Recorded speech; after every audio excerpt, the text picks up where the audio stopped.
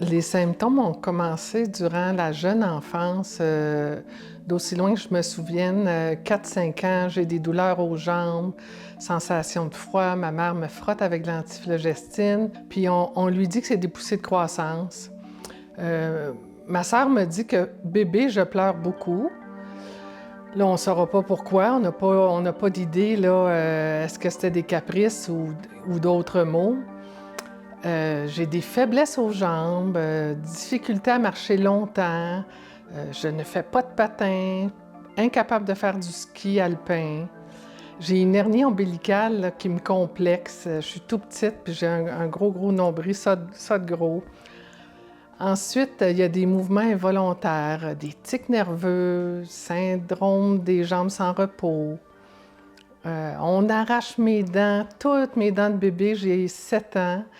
Est-ce que c'était la fragilité de l'émail, sirop de maïs pour calmer mes pleurs que ma mère me donnait? On n'a pas la réponse. Scoliose a été décelée vers 11 ans. J'ai été suivie à Sainte-Justine de 13 à 18 ans. J'ai porté un corset Boston pendant 5 ans. Tout dans la même période. Là. Ensuite, ça a été l'encombrement dentaire, manquait d'espace pour toutes mes dents.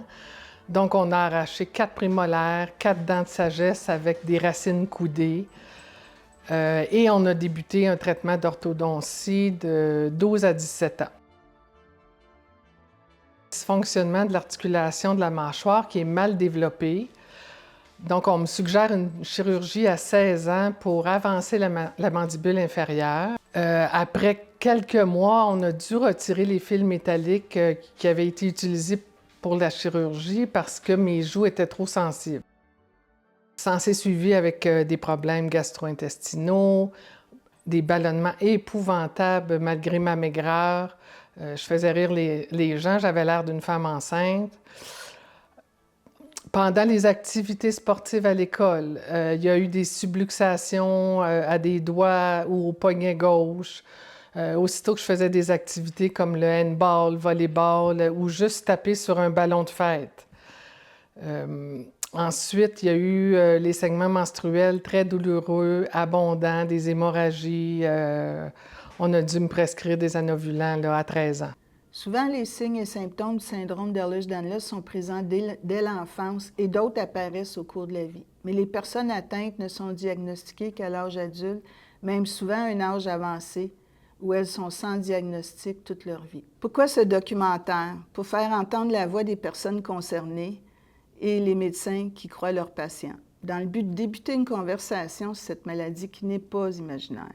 Parce que ces personnes souffrent, mais sont ignorées dans le système de santé. Elles n'ont pas un accès équitable aux services de soins de santé. Donc, adulte, il y a eu une fatigue importante qui s'est installée. J'avais besoin de faire des siestes de 2 heures avant de faire des activités en soirée avec mes amis.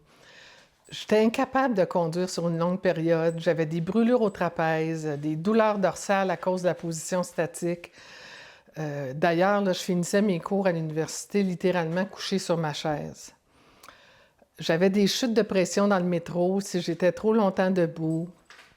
Je ne ressentais pas la soif, mains froides, pieds froids, même l'été. 28-29 ans, j'ai mes 2 accouchements par césarienne dus à une présentation par siège. À ma 2e grossesse, le travail a commencé à 30 semaines. J'ai dû être alitée puis au repos pendant 6 semaines. L'accouchement a été prématuré à 36 semaines. Je décrirais les douleurs associées aux césariennes comme invalidantes. J'avais peine à respirer, cicatrisation difficile et douloureuse. Et je me suis aperçue récemment que le gynécologue avait écrit dans son rapport à ma 2e césarienne que j'avais des adhérences importantes et très rigides. Maintenant, parlons des hits que je cumule. Tendinite, bursite, capsulite, diverticulite, name it. 42 ans. Il y a une chute importante qui survient puis qui exacerbe tous mes symptômes. J'ai l'impression que toutes les os du corps sont déplacés, mes muscles sont raides. Ça dure pas moins de 3 mois et là, il y a un déclin de ma condition physique. Vers 46 ans, s'ensuit un congé sans solde. Je suis trop épuisée, les douleurs qui brûlent, je ne sais plus quoi faire. 51 ans, épuisement professionnel avec de l'anxiété. Et c'est là que je rencontre le docteur qui est ma sauveuse. 54 ans, ménopause, symptômes explosent. Là, il y a des raideurs musculaires qui s'installent. Je suis comme dans la 3e phase du syndrome Ehlers-Danlos, hypermobile. J'ai 50 ans, je suis raide, mais j'obtiens quand même un score de Beighton de 5 sur 9. 54 ans, chirurgie pour un remplacement total de la hanche gauche. 55 ans, 2e chirurgie pour la hanche droite. Mauvaise guérison, les douleurs sont insupportables et là, je tombe en physio intensive là, pour tenter de régler tout ça. Il y a le sommeil aussi qui est perturbé de plus en plus. L'insomnie chronique, les maux de tête matinales. Ça me prend 1 heure à me sortir de la brume le matin. Après investigation, on se rend compte que c'est de l'hypoxémie nocturne sévère. La saturation d'oxygène dans le sang est mauvaise. Donc là, il y a un CPAP qu'on tente d'installer. Pendant 1 mois, l'air s'en va dans l'estomac au lieu d'aller dans les poumons. Tout ça à cause de la laxité du tissu conjonctif. Et aussi, il y a une instabilité cervicale qui est détectée. Donc, il y a eu mon début d'invalidité de longue durée a commencé, disons, à 54 ans, lors de la première chirurgie à la hanche. Ensuite, j'ai obtenu mon diagnostic officiel de SED hypermobile à 55 ans. Et l'invalidité permanente a été reconnue par l'assureur un petit peu après, là, vers 55 ans également. Je suis conseillère en génétique et cofondatrice du Regroupement québécois des maladies orphelines, le RQMO, qui a depuis 15 ans un centre d'information et de soutien pour les personnes atteintes de maladies rares et orphelines. La maladie pour laquelle on nous contacte le plus est le syndrome d'Ehlers-Danlos, beaucoup plus que n'importe quelle autre maladie rare. Le syndrome d'Ehlers-Danlos, communément appelé SED, est une maladie héréditaire du tissu conjonctif. Il y a 13 types de SED, 12 types rares et un type qui n'est plus considéré rare, le syndrome d'Ehlers-Danlos dit type hypermobile. Il y a ce qu'on appelle aussi les désordres du spectre de l'hypermobilité. Le trait caractéristique de ces syndromes ou désordres est l'hypermobilité articulaire, c'est-à-dire des jointures qui bougent plus que la normale. L'hypermobilité est mesurée par ce qu'on appelle le score de Beighton. Donc, ce sont des personnes qui sont plus flexibles, souples que la moyenne des gens. Certains pensent que ce n'est pas grave, que c'est une curiosité, mais ça peut être pathologique. C'est le résultat d'un défaut du tissu conjonctif qui rend les ligaments, les tendons hyperlaxes et engendre de sérieux problèmes musculo-squelettiques. Par exemple, ce n'est pas normal qu'un enfant fasse des entorses ou des dislocations à répétition, qu'il se plaigne constamment de douleur, qu'il ait de la difficulté à participer à des activités physiques et même à tenir un crayon.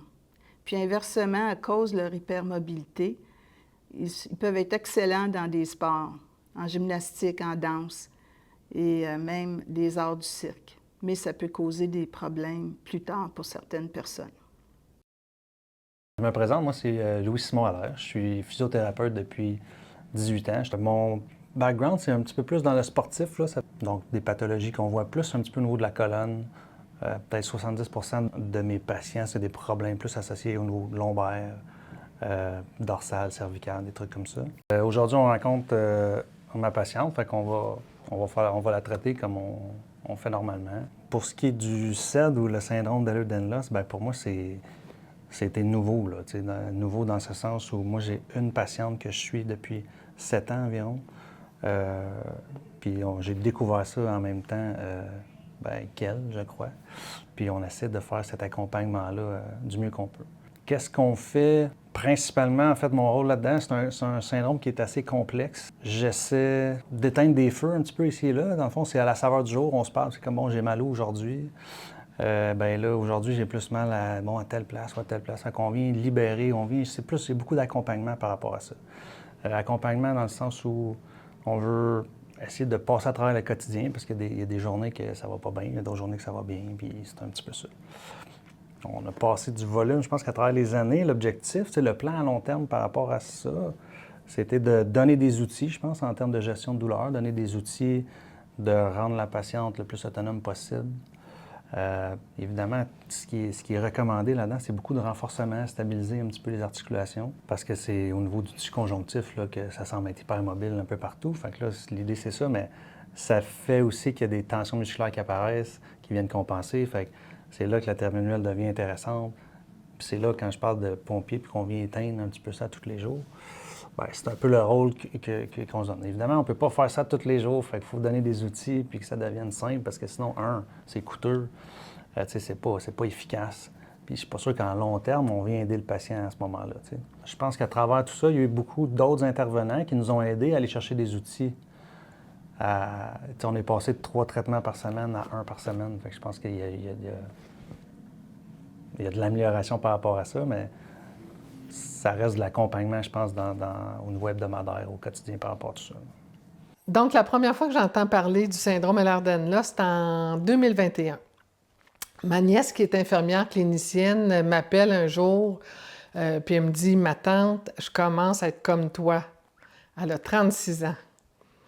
Puis là, j'explique qu'on me parle de fibromyalgie, mais que pour moi, ça ne colle pas, puis les traitements ne fonctionnent pas. Elle me dit « Laisse-moi faire, là, je vais commencer mes recherches. » Et ces recherches l'ont menée à une suspicion d'un syndrome Ehlers-Danlos. Elle a donc consulté pour des problèmes cardiaques. Elle avait de la tachycardie et d'autres symptômes. Elle a obtenu son diagnostic officiel en avril 2022.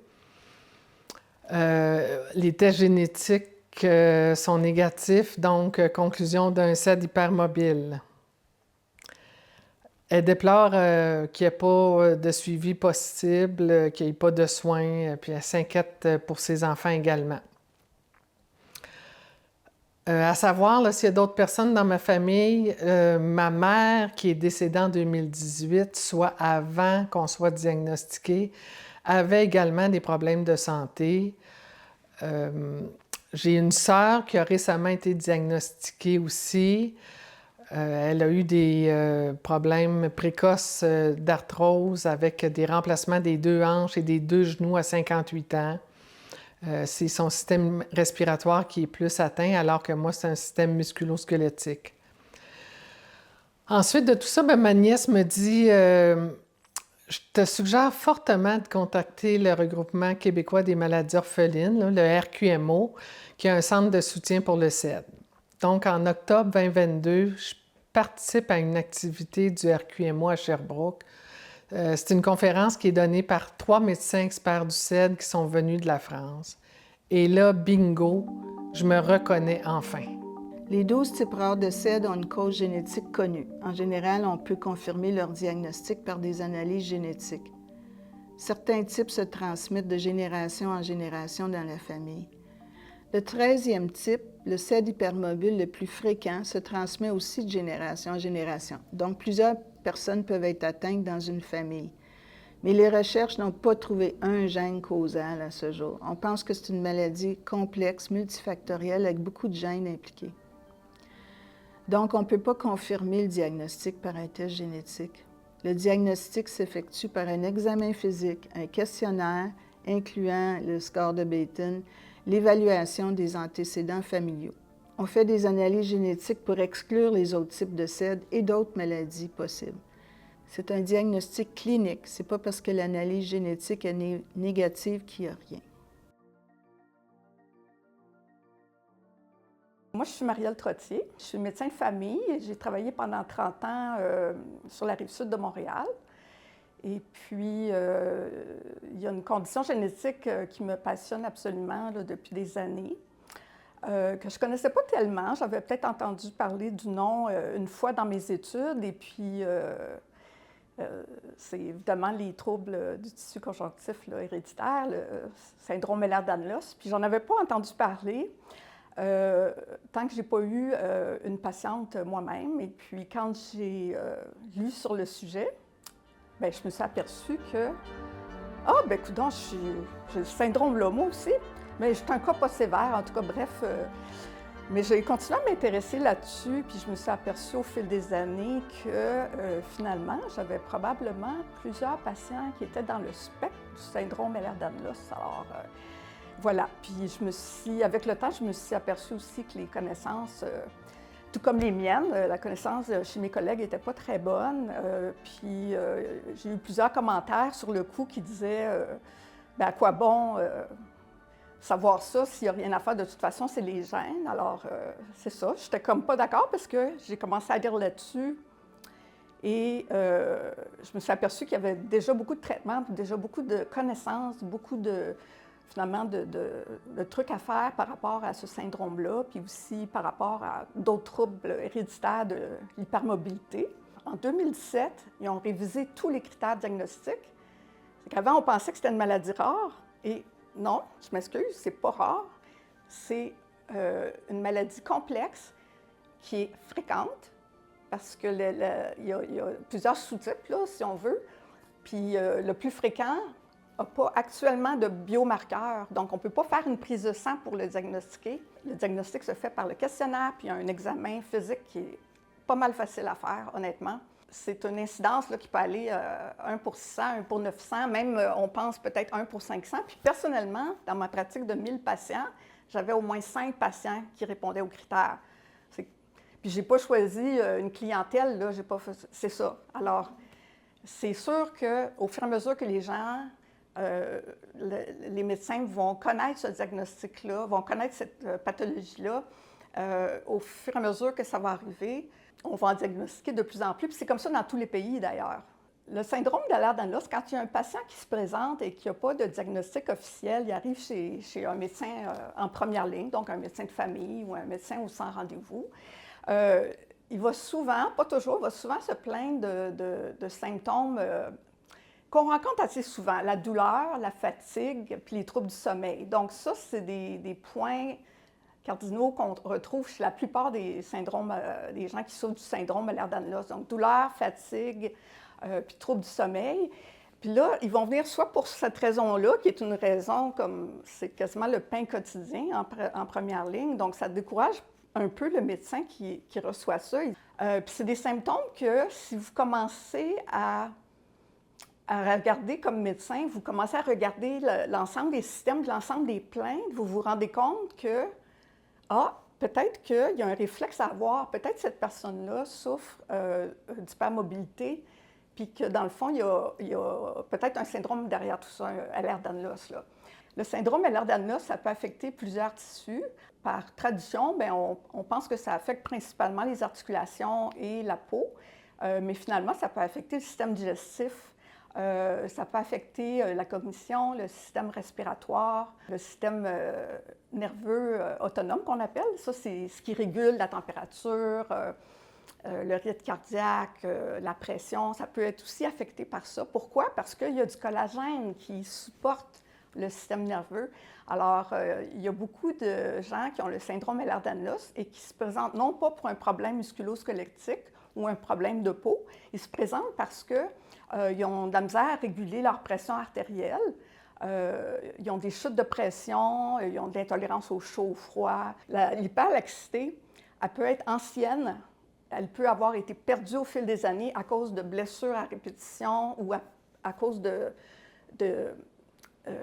comment je dirais, des mécanismes de protection. Donc, la personne, elle le sent des fois qu'elle est trop laxe. Alors, elle va, pour se protéger, elle va tendre les muscles. C'est que les muscles sont anormalement tendus. C'est souvent, ils se font dire, bien, t'es pas laxe, t'es super tendu.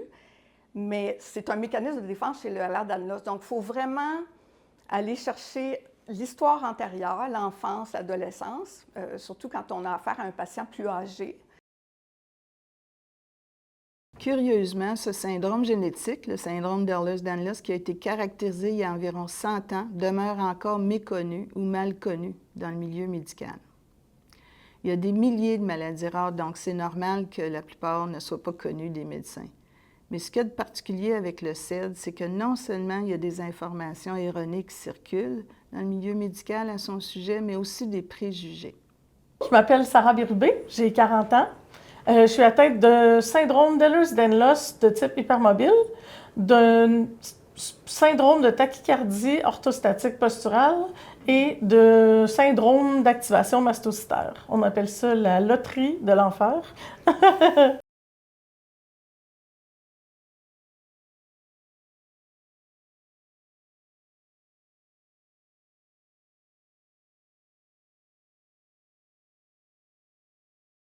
J'ai été 11 ans en errance médicale. J'ai eu 4 médecins de famille différents. Puis, ça a été vraiment long avant d'obtenir un diagnostic officiel, malgré l'importance que ça a dans le cas des pathologies complexes. Le premier médecin de famille que j'ai eu m'a suivi, mais le travail était beaucoup fait en silo. Donc, j'ai eu 13 diagnostics différents sans obtenir d'aide sur quelqu'un qui a fait qui a essayé d'amalgamer tout ça ensemble et d'essayer de trouver s'il y avait quelque chose derrière tout ça. Lorsque j'ai été référée en rhumatologie, pendant qu'on essayait de trouver quel diagnostic j'avais, j'ai malheureusement reçu un diagnostic différentiel très, très répandu chez les gens qui ont Ehlers-Danlos, la fibromyalgie. Je me suis inscrite à l'association de la fibromyalgie, j'ai rencontré des gens, je me suis investie, j'ai suivi des programmes. J'ai rapidement constaté que c'était pas du tout ça dont je souffrais, mais de me faire écouter puis me faire comprendre que c'était pas ça, ça m'a nui énormément parce qu'encore, on a été joué sur le fait que j'avais des troubles de santé mentale. On a écrit à mon dossier que j'étais réfractaire au traitement, réfractaire aux médicaments, réfractaire au suivi qui m'était donné, le plan d'intervention puis tout ça. J'ai eu au minimum, ce que j'ai compté, 36 références en 14 ans, 36 spécialistes différents en 14 ans. J'ai rien. J'ai toujours rien. Ça, les tests sont toujours négatifs parce qu'on fait toujours les mêmes tests, dans le fond. C'est ça, tu sais, on ne cherche pas plus loin, c'est ça. Les 36 spécialistes se fient toujours au même test. Alors, la réponse, c'est dans ta tête. Alors, j'ai rien. J'ai jamais rien. On ne cherche pas plus loin. On ne va pas vers d'autres avenues. Et on n'écoute pas non plus qu'est-ce que moi je vis. Les tests qui pourraient être différents ou les résultats qui sont différents, on ne les regarde pas. Quand je pose des questions, on n'y répond pas. C'est comme si le patient prenait pas part au processus. Alors, au fil des lectures, j'ai rencontré la définition du SED. Pour moi, ça me semblait très logique. Mes symptômes pouvaient ressembler à ça. Et j'ai entendu parler du diagnostic de Billie Eilish. Ma fille venait de vivre un problème de genou qui a viré à l'envers. Et là, elle s'est mise à se tourner les épaules en arrière, mettre ses mains comme ça. J'ai dit, oups, OK. Je me rends compte que ma fille est hyper laxe. J'ai mis les deux ensemble. J'ai lu vos travaux. Ma famille vivait différentes particularités au niveau de la digestion. Là, mettre tout le melting pot ensemble, je me suis rendu compte que ça donnait une explication tout à fait logique de ce que moi je vivais, de ce que ma fille vivait, de nos difficultés. Alors, je me suis mis à m'intéresser au SED de plus en plus. Et sans penser, sans m'auto-diagnostiquer, je me suis dit que ça pourrait être un éclairage différent. Ça pourrait être une explication. Une chose qu'il ne faut pas sous-estimer, tous les humains, on a des biais. Puis Sarah le mentionne, biais à eux. Donc, c'est pas parce que la personne, elle n'arrive pas en fauteuil roulant qu'elle n'est pas malade. Elle marche encore, Sarah, là, elle a un fauteuil. C'est plus visible. Mais même qu'elle est en train de marcher, elle a la même maladie, elle a les mêmes conditions. T'sais. C'est juste une meilleure journée. Ouais, les problèmes sont invisibles. Le syndrome Ehlers-Danlos, il n'y a pas une apparence type de la personne qui a ça. On ne peut pas dire que c'est une personne qui est en surpoids, qui est en sous-poids, c'est une personne qui a l'air Ehlers-Danlos. C'est l'expression à l'intérieur même d'une famille peut être très différente entre un frère et une sœur, par exemple. En 2023, j'ai dû aller me faire opérer aux États-Unis parce qu'ici, ils m'ont complètement délaissée à moi-même. Fait que j'ai dû aller me faire opérer aux États-Unis, à Cleveland.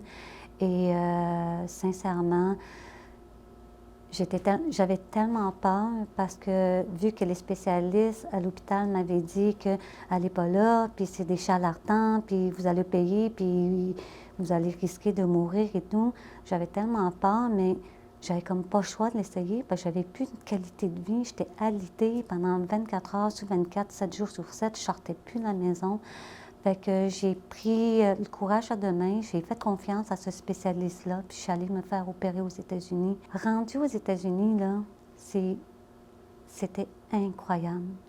J'ai été prise en charge par une équipe extraordinaire et le chirurgien qui s'est occupé de moi, il m'a même dit qu'à un moment donné, il m'a dit, tu sais, Madame Lim, avec tout ce que j'ai lu sur vos compressions, je soupçonne vraiment le Ehlers-Danlos. Ça fait que ça serait important quand vous allez retourner au Canada, aller investiguer ça encore plus en profondeur parce que je suis certaine que vous l'avez.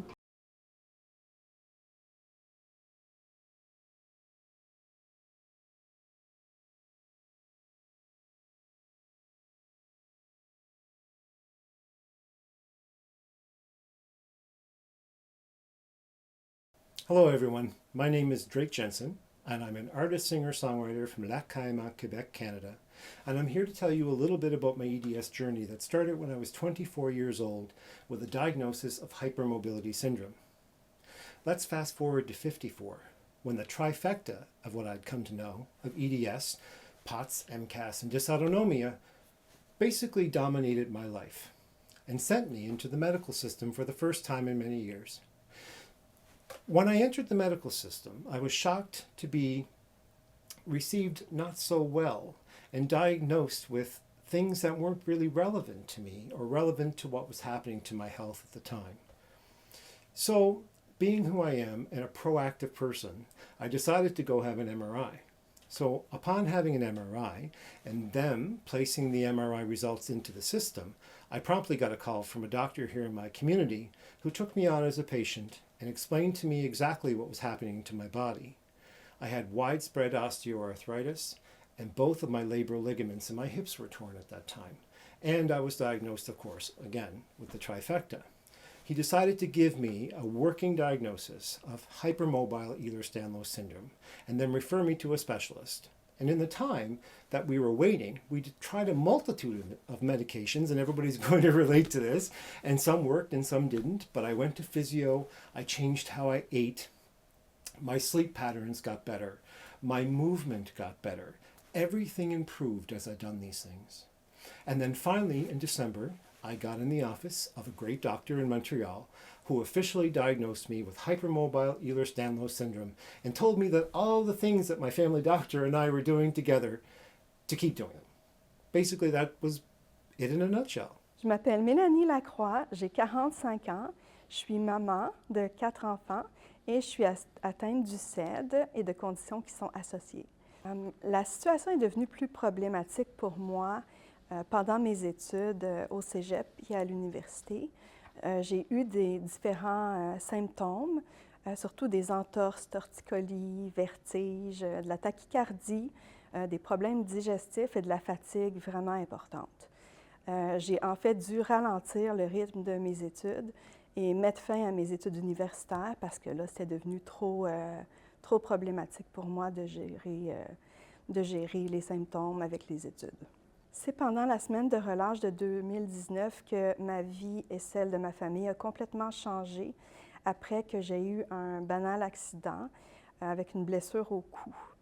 À ce moment-là, j'ai été en soins intensifs neurochirurgicaux pendant quelques jours, pendant la durée de la traction, avant d'être opérée pour une fusion et de passer 2 mois et demi en allurphie, en réadaptation fonctionnelle intensive.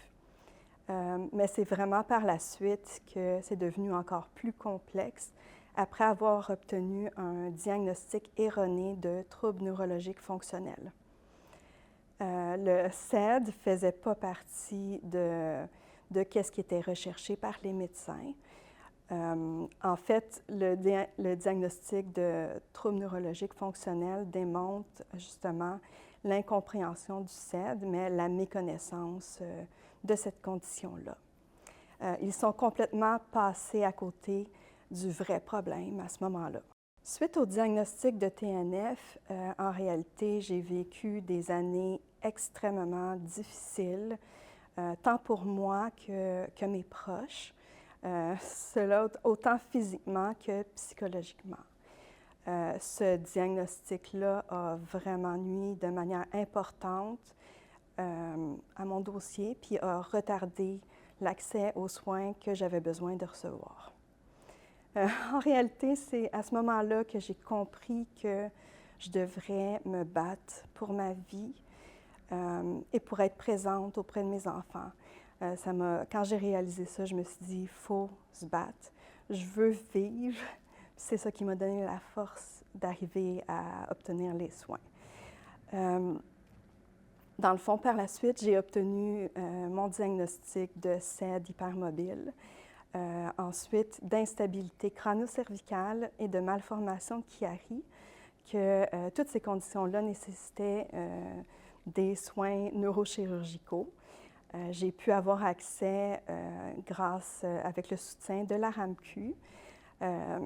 C'est ça, j'ai pu être opérée au début de 2025. J'ai été vraiment, vraiment privilégiée d'être entourée, puis d'avoir des alliés qui m'ont permis de me rendre jusque-là. C'est vraiment formidable que j'ai eu ces anges-là sur mon chemin.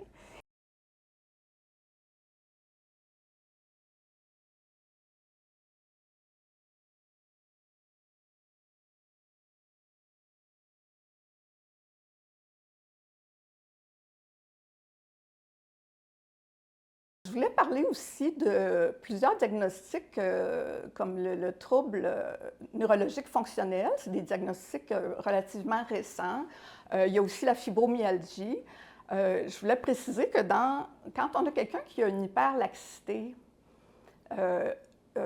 actuelle ou antérieure, donc dans son historique, puis quelqu'un lui a donné le diagnostic de fibro ou de troubles neurologiques fonctionnels, il faut avoir en premier le réflexe de questionner l'hyperlaxité, l'hypermobilité articulaire, parce que quelqu'un qui a le syndrome Ehlers-Danlos n'a pas la fibromyalgie.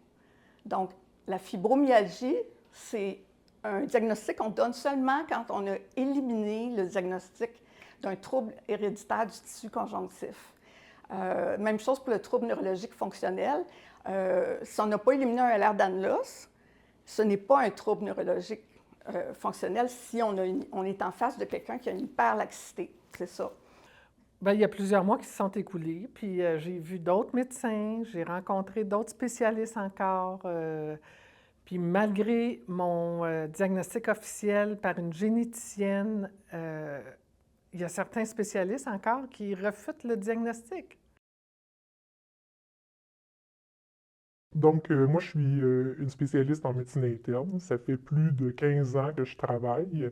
Et au cours des 3 ou 4 dernières années, j'ai eu à prendre en charge 3 patients avec des syndromes de Ehlers-Danlos hypermobiles. Pourquoi est-ce que je ne veux pas être identifié?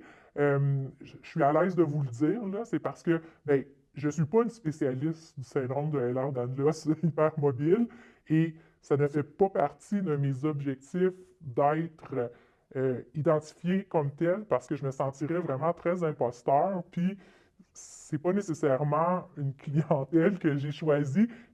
J'essaie d'aider mes patients, mais c'est vrai que c'est difficile puis que je suis souvent confronté à ma propre impuissance face à ces patients-là. Dans le contexte aussi actuel où on doit aller vite, où on nous parle de liste d'attente, c'est difficile de prendre le temps avec ces patients qui souvent requièrent des évaluations de 50 minutes, 1 heure et demie pour bien faire le tour, prendre tout le dossier. J'ai constaté que c'est des patients pour qui la vie est difficile. C'est des patients qui, malheureusement, semblent n'appartenir comme à personne. Ça, c'est la chose qui me frappe.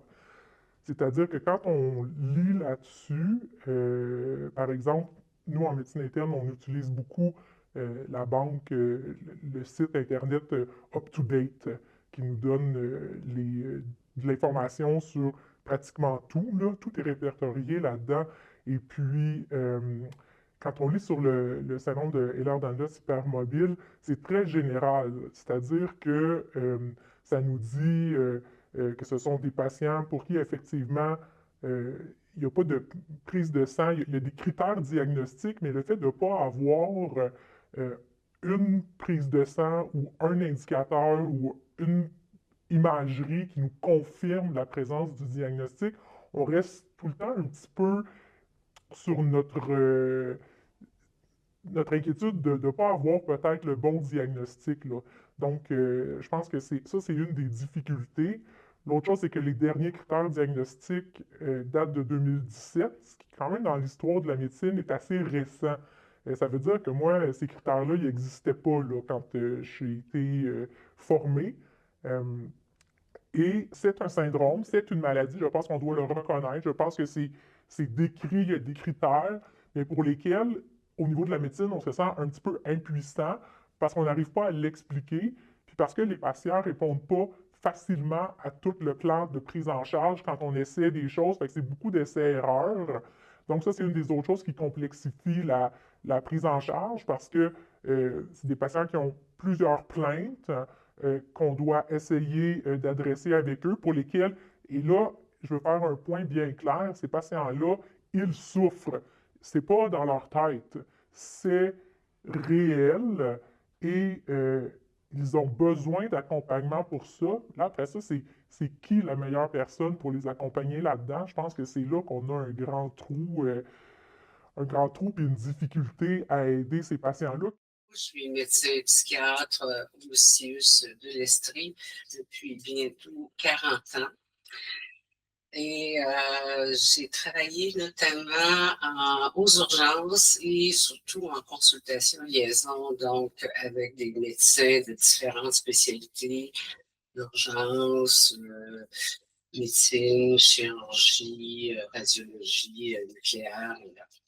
Donc, c'est une expérience assez diversifiée qui m'a permis, entre autres, de rencontrer différents types de clientèle et de me familiariser au travers de ça avec la maladie de Ehlers-Danlos qui, à l'époque, ne nous était pas enseignée. Notamment, j'ai vu récemment, et je l'avais fait aussi par le passé, j'ai vu plusieurs articles qui ont été publiés, entre autres dans Up to Date dans la dernière année, assez détaillés sur le diagnostic, les traitements, l'investigation de la maladie d'Ehlers-Danlos. Donc, c'est très probant. On ne peut pas ne pas connaître la maladie d'Ehlers-Danlos. On peut décider de ne pas soigner les malades atteints de cette maladie-là.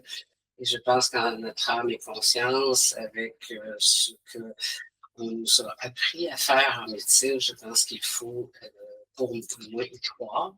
Et de toute façon, ça existe bel et bien. Le syndrome d'Ehlers-Danlos est hypermobile, peut surprendre, il peut dérouter, il peut même déstabiliser. C'est correct, ça se comprend, c'est ça la vie.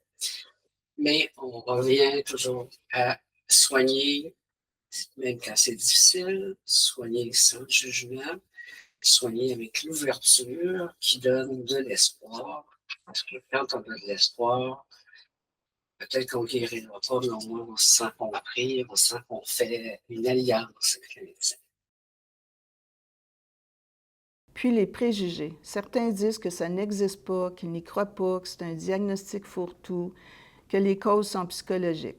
Pas étonnant, c'est une majorité de femmes qui ont le plus de symptômes. L'ignorance et l'incrédulité du milieu médical peuvent mener à des situations dramatiques. Il y a des personnes isolées chez elles qui ne veulent plus consulter de médecin ou l'urgence. Elles ont perdu confiance dans le milieu médical. On dit qu'elles sont anxieuses ou déprimées. Qui ne le serait pas? Secondairement à une longue errance diagnostique et l'absence de soins. Elles peuvent avoir des pensées suicidaires ou se sont suicidées. Et maintenant, de plus en plus, certaines demandent l'aide médicale à mourir. Donc, il y a certains médecins que j'ai rencontrés tout au long de ces années, mais pas tous, heureusement. Il y en a qui me disaient bon, t'as encore un problème, ça va être quoi la prochaine fois? Ta nièce a un CED, c'est trop loin de toi. Pourquoi insister pour avoir un diagnostic alors qu'il n'y a rien à faire. Le CED, bon, tu as attrapé la maladie à la mode, ou le CED n'existe tout simplement pas. Mais quant à mes médecins traitants actuels, que je remercie de m'avoir cru, je les sens un petit peu plus démunis face au système de santé qui n'est pas fait pour des gens avec des problèmes de santé systémiques qui touchent tout le corps. Puis, l'autre médecin de famille que j'ai eu par la suite m'a envoyé un jour chez le psychiatre en me disant « Je ne veux pas te revoir si tu n'as pas consulté en psychiatrie avant de revenir. » Puis le psychiatre est la personne qui m'a le plus aidé en me disant « Rends-toi service, change de médecin de famille. »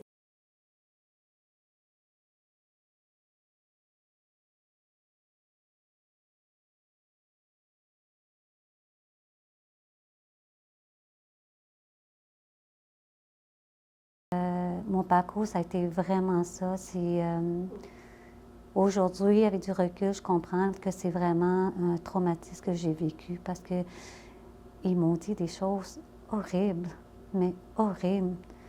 Même jusqu'à temps qu'à un moment donné, j'ai même douté de moi-même.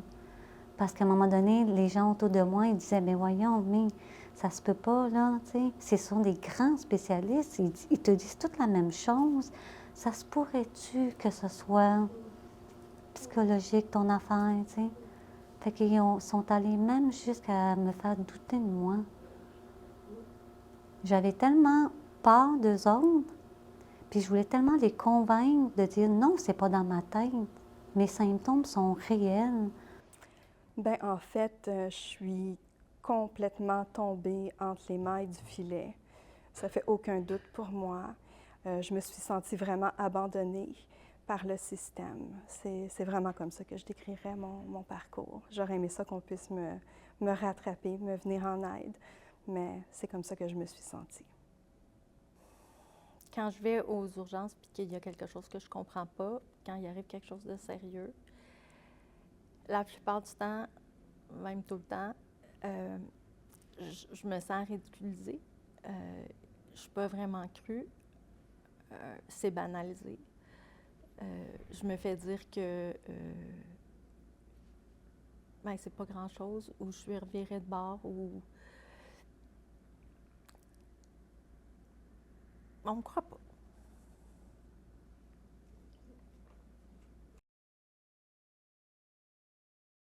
Ne pas avoir de diagnostic officiel m'a nui énormément parce que j'étais aux études. J'ai fait un bac, j'ai fait 2 maîtrises que j'ai commencées, j'ai pas pu finir parce que j'ai jamais été capable de faire des stages. J'ai pas eu d'aide. Il y a des centres d'aide aux étudiants, mais c'est en diagnostic, il n'y a pas d'aide aux étudiants. Puis j'ai pas eu de diagnostic officiel, donc j'ai pas reçu d'aide. Dans le cas de mes 2 maîtrises, il a fallu que j'arrête à cause des stages. Même à temps partiel, après 1 an et demi d'efforts, j'ai jamais été capable. Puis j'allais de moins en moins à mes cours. J'étais de plus en plus malade parce qu'en n'ayant pas de diagnostic, j'avais pas d'aide à la maison, pas d'aide, j'avais pas le transport adapté non plus. Je conduisais pas. Je commençais à faire trop d'hypersomnie pour prendre l'autobus. Ça devenait dangereux parce que je m'endormais, puis je partais 2 heures de temps en autobus. Quand j'ai lâché mes études, je me suis retrouvée sur l'aide sociale, mais avec pas de diagnostic, donc avec le revenu minimum, pas de reconnaissance de maladie. Puis j'avais 28 ans, j'avais absolument plus rien devant moi. Puis par-dessus tout ça, j'aimerais ça ajouter, il ne faut pas sous-estimer l'effet domino, parce que non seulement tu tombes dans une difficulté financière, mais là, elle a contracté des dettes d'études, le gouvernement veut qu'elle rembourse les dettes. Le gouvernement finit par envoyer des huissiers chez elle. Ils venaient tout le temps. Là, tu as des huissiers qui cognent chez vous, mais toi, tu es malade, tu n'es pas en état, tu n'as plus rien dans la vie. Puis fait que tu as même le côté presque harcelant du système qui se bat contre toi. Puis l'aide sociale fait un peu la même chose. Eux, ils disent, bien, il faut que tu travailles, il faut que tu travailles. Donc, ils te forcent à aller à des formations pour apprendre à postuler sur des emplois. Mais c'est pas ça que tu as besoin. Tu as besoin de des gens qui t'écoutent puis qui te donnent du support pour passer à travers une épreuve qui est vraiment extrêmement difficile, là. Aussitôt que mon suivi à Sainte-Justine s'est terminé, bien, j'ai commencé à consulter, puis je consulte encore à ce jour beaucoup de professionnels de la santé au privé. Que ce soit physiothérapeute, massothérapeute des fascias, acupunctrice, ostéopathe, chiro pour les ATM de la mâchoire, podo-orthésiste pour les semelles orthodynamiques, des orthésistes pour mes vêtements compressifs, podiatre, hypnologue. je dois aller au privé aussi pour les IRM, les échographies. Autrement, les délais sont beaucoup trop longs. Je n'ose même pas comptabiliser les coûts annuels. Puis ça, c'est même si j'ai une assurance qui m'aide.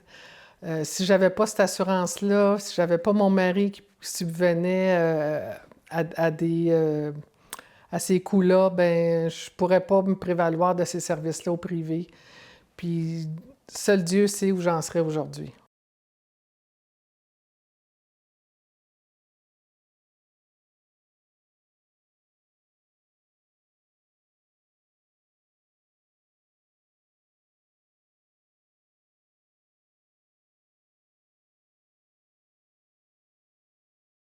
"15 years to advocate to governments, to medical community to change things. What have you done?" Yeah, so we've, you know, it began with when we met.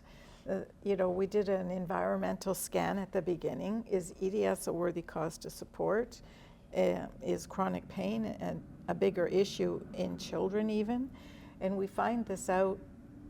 The outcome of that is that there needs to be advanced medical education, and if there are international doctors who are more knowledgeable, we should invite them for conferences. So we've done that.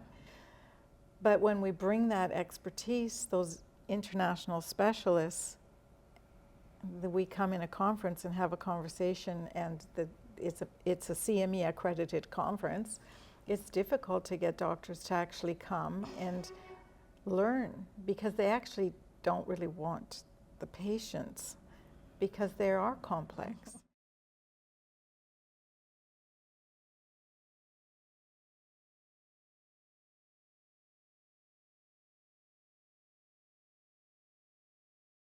En novembre 2025, le RQMO a organisé le visionnement du film américain Complicated.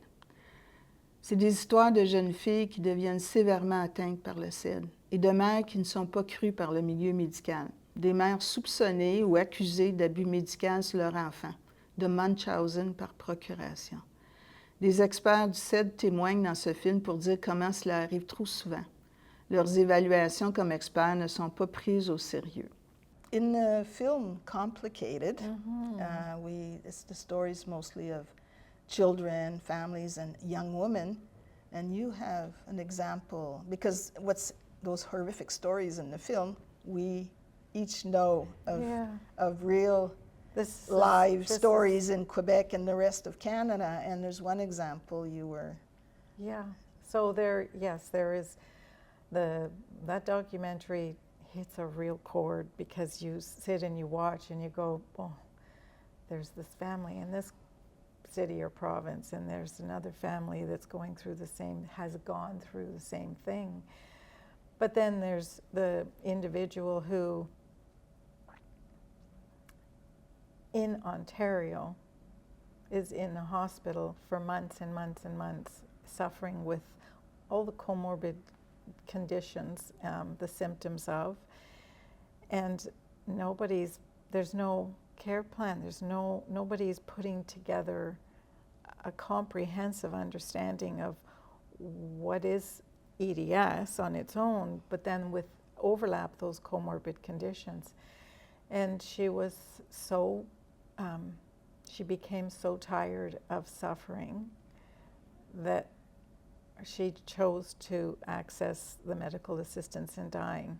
And, you know, this is a person who is brilliantly smart, you know, A achiever, and her mother is part of, you know, they've been part of our organization for many years, volunteering in different capacities.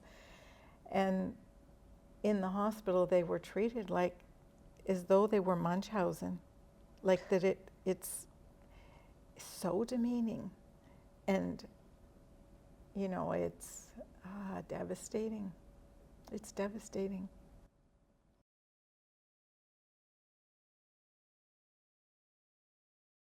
It makes you wonder, how can one disease be so ignored or so misunderstood?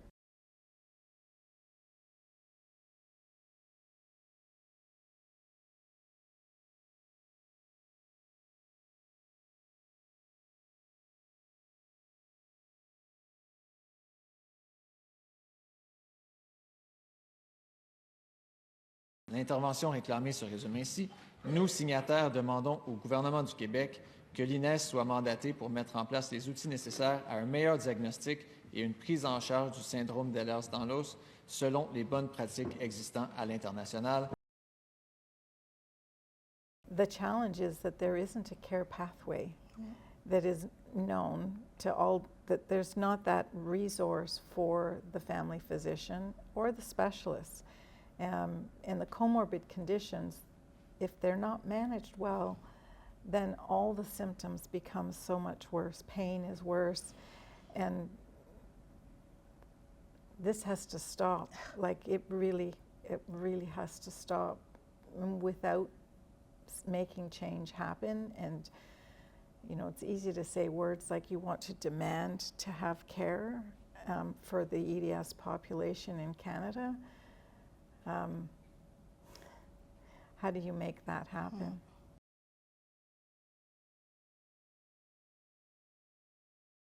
Non seulement c'est crucial d'avoir un bon médecin de famille ou un bon interniste qui nous réfère à des spécialités, toutes les spécialités pour chaque organe, chaque problème qu'on a, mais avoir un bon pharmacien est une clé incroyable. J'ai la chance présentement, en plus d'avoir un bon médecin de famille, une bonne équipe de spécialistes, d'avoir un pharmacien incroyable. Au niveau des chirurgies, tout ce qui est orthopédie ou quoi que ce soit, les médecins doivent prendre encore plus de précautions au niveau de la fermeture des cicatrices, les douleurs accrues.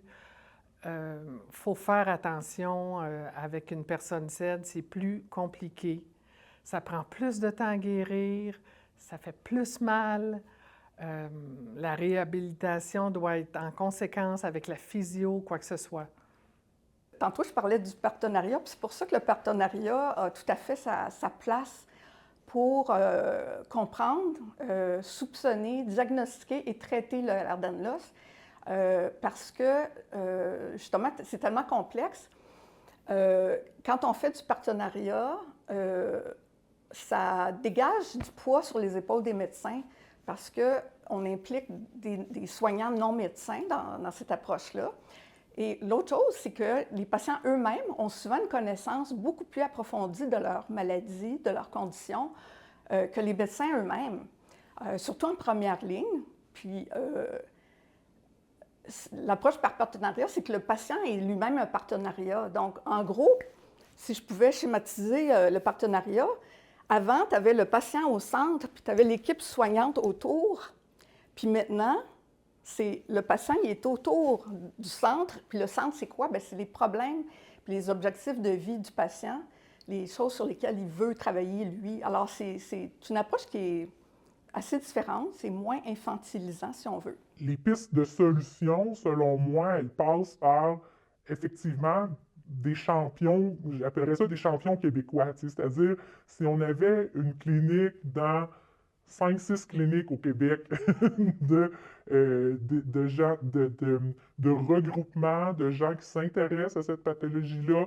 Je parle de médecins, mais qui seraient entourés aussi médecins, physiothérapeutes, ergothérapeutes, psychologues. Je pense que c'est vraiment ça qui aiderait nos patients d'avoir une clinique d'hypermobilité où on peut faire le diagnostic, initier la prise en charge, initier un plan de prise en charge qui pourrait, après ça, être repris par les médecins traitants. Donc, si je reçois une lettre de dire, oui, de quelqu'un qui est un expert, quelqu'un qui s'est formé là-dedans, qui connaît ça, qui est confiant dans son examen physique, comme je disais tantôt, puis qui est capable de dire, oui, c'est un syndrome d'Ehlers-Danlos hypermobile, le diagnostic est posé, voici la liste des choses pour la douleur, voici ce que vous pouvez essayer ou dans l'ordre pour les symptômes de fatigue, voici ce qui est suggéré, recommandé. Pour les symptômes d'orthostatisme, voici ce qui est suggéré. Je pense que ça serait vraiment très aidant pour qu'on puisse avoir une pratique commune, puis que les gens ne soient pas laissés à eux-mêmes, que les patients ne soient pas laissés à eux-mêmes. Les autres choses auxquelles je réfléchissais depuis que je prends en charge ces patients-là, c'est si on avait un statement de la part d'organismes québécois ou canadiens, c'est sûr que ça nous aiderait aussi. Si on avait l'INES qui se penchait sur les différentes modalités diagnostiques et thérapeutiques ou le Collège des médecins ou l'Association médicale canadienne.